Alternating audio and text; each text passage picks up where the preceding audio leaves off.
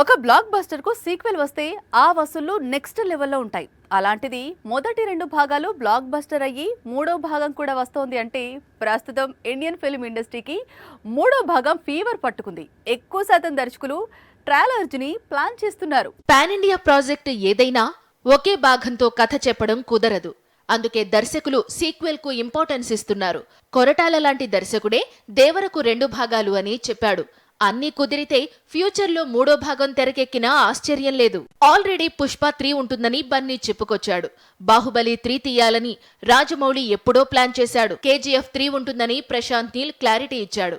అంతెందుకు సలార్కు కూడా మూడో భాగానికి అవకాశం ఉండేలా ఆల్రెడీ స్టోరీ రెడీ చేశాడు ప్రశాంత్. ఇలా చెప్పుకుంటూ వెళితే చాలా పెద్ద లిస్ట్ అవుతుంది.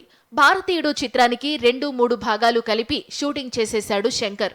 రణబీర్ నటించే రామాయణం కూడా 3 భాగాలుగా ప్రేక్షకుల ముందుకు వస్తోంది. యానిమల్ స్టోరీ కూడా యానిమల్ పార్క్ తో కంప్లీట్ అయ్యే అవకాశాలైతే లేవు. ఛాన్స్ ఉంటే దృశ్యం 3 తీసుకురావాలని మోహన్ లాల్ ట్రై చేస్తున్నాడు.